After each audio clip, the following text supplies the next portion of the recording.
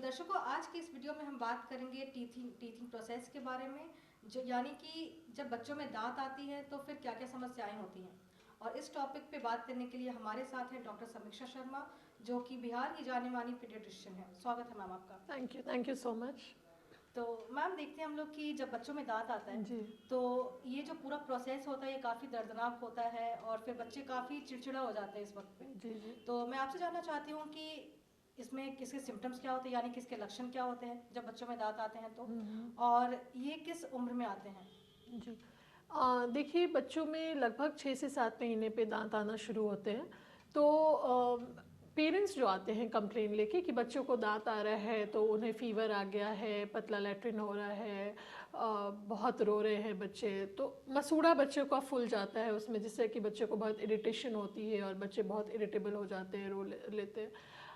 पर जैसे जो डायरिया वगैरह का कंप्लेन आता है, वो दांत आने की वजह से नहीं होता है। होता क्या है कि बच्चों का जैसे मसूड़ा फूल गया या इरिटेशन होते रहता है बच्चों को मसूड़े में, तो वो अपना हाथ हमेशा मसूड़े में टच किए या फिर कुछ भी मिला तो जो मसूड़ा सिपसिपाता है तो वो हाथ में लेके खाने लगते हैं। जैसे नीचे गिरा हुआ पेन है या एप्पल है या कोई भी फ्रूट्स है या उनका कोई खिलौना है, सबसे कॉमनली वो अपने दांत से चबाने लगते हैं, वो कि उन्हें वो मसूड़ों को रिलैक्स कर सके, मसूड़ों को आराम मिले। उन्हें ऐसा लगता है कि मसूड़ों को आराम मिलेगा, तो उस वजह से जो गंदे चीज़ें हैं या इन्फेक्टेड चीज़ें हैं वो उनके मुंह के अंदर जाते हैं, उस वजह से उन्हें इन्फेक्शन होता है और उस वजह से फिर उन्हें फीवर और डायरिया के कंप्लेंट्स आते हैं। जैसे कि हम मिसलीड कर जाते हैं कि दांत आ रहा है इस वजह से, उन्हें दांत आने की वजह से नहीं होता है, वो उसकी वजह से जो इन्फेक्शन होता है उस वजह से बच्चों को पतला पखाना या बुखार या बाकी सारे जितने भी सिम्टम्स हैं वो आते हैं। तो उन्हें ध्यान में रख के हमें उसी हिसाब से ट्रीटमेंट करना है, और ध्यान देना है उस वक्त बच्चों के हाइजीन का, कि कुछ भी वो हाथ में कोशिश करना है कि जो भी वो मुंह में ले रहे हैं या जो भी उनके अप्रोचेबल डिस्टेंस पे है, हम उसे स्टेरलाइज करके या साफ़ करके या जितना हो सके हाइजीनिक बना के रखें। और उनका अगर कोई मुंह टच कर रहा है तो हमेशा हाथ धो के, और मतलब हैंड हाइजीन और हाइजीनिक पे उस वक्त ध्यान दीजिएगा, तो हम ये सिम्टम्स काफ़ी हद तक रोक सकते हैं। तो मैम, आपने कहा कि ये अक्सर 6 से 7 महीने के जो बच्चे होते हैं जी उसके बाद उनमें दांत आना शुरू होता है। जी तो ये जो प्रोसेस होता है तो कितने दिनों में मतलब कि दांत आ जाते हैं? हाँ 1 हफ्ते का होता है, 15 दिन का होता है, हाँ, महीने भर, कितने दिन का होता वो है? तो वैरी करता है बच्चे का। जैसे कि मैंने आपको कहा 6 से 7 महीने पे आ सकते हैं, कुछ बच्चों को 8 से 9 महीने पे आते हैं, कुछ को हम 4 से 5 महीने में भी देखे हैं। और दांत आने का बात लोगे आप तो किसी को 15 दिन में, किसी को 18 दिन, 20 दिन, मतलब दैट वेरीज, वो वेरी करता है बच्चे से बच्चों पे। और but usually with in 15 days और 7 से 8 महीने पे दांत आने का प्रोसेस शुरू होता है।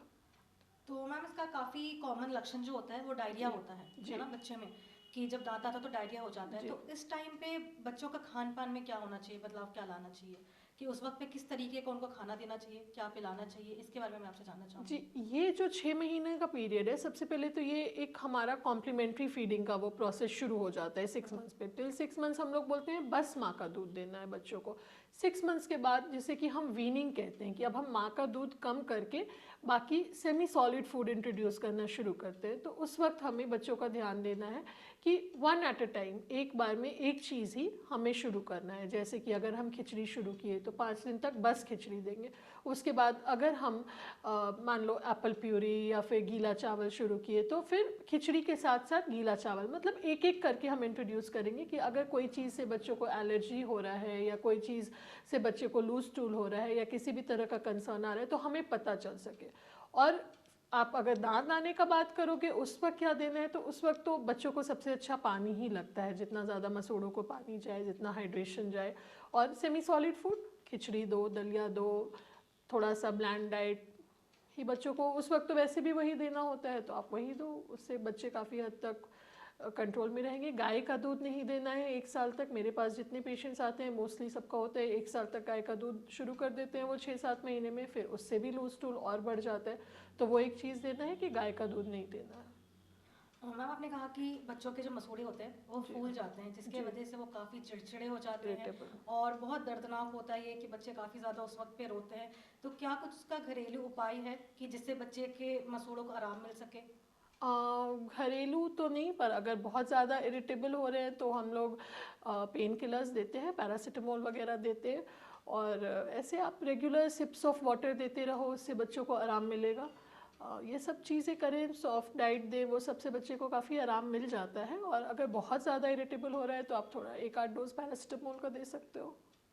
मैम आखिरी सवाल मेरा आपसे यह है कि बच्चों में जब दांत आ जाता है तो उसके बाद हमें डेंटल केयर यानी कि उन्हें ब्रश करवाना ये कब से स्टार्ट करना चाहिए हमें, और वो किस तरीके से करना चाहिए छोटे बच्चों में? हाँ, बच्चों में दांत आता है तो अब तो बहुत सारे ब्रशेस बिल्कुल डेलिकेट और सॉफ्ट वाले, अब तो वो वाले भी आते हैं। मैंने देखा है कि आप उसमें हाथ भी डाल दो अपना और बच्चों को वो गम्स और ये सब में आप 6-7 महीने से शुरू कर दो। उनका तो अलग टूथपेस्ट भी आता है, आप शुरू कर दो उसको। बच्चे अगर निगल भी लेते हैं तो उससे उसको कोई प्रॉब्लम नहीं होता है, वो बच्चों के लिए बना ही होता है।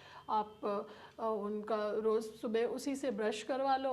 ब्रश क्या मतलब जैसे हाथ से उसको कर लो और बच्चों को पानी देते रहो, हाइड्रेशन देते रहो। मेरे को लगता है उससे ज़्यादा का बच्चों को ज़रूरत नहीं है। हाँ, जब खाना शुरू कर रहे हैं उसके बाद ब्रश तो ज़रूरी है, तो वो जो डेलिकेट वाले सॉफ्ट डेलिकेट वाले ब्रश है आप वो यूज़ करो, उनका पेस्ट यूज़ करो। आई थिंक वो इनफ होगा। बहुत बहुत धन्यवाद मैम आपको ये तमाम जानकारी देने के लिए। तो दर्शकों, आज की वीडियो में हमने देखा कि जब नवजात शिशुओं में दांत आते हैं तो उस वक्त पे उन्हें क्या क्या परेशानियां होती हैं, उनके क्या क्या लक्षण होते हैं और किस तरीके से हम उन्हें आराम दे सकते हैं। तो आशा है कि आज की यह वीडियो आपके लिए लाभदायक रही हो।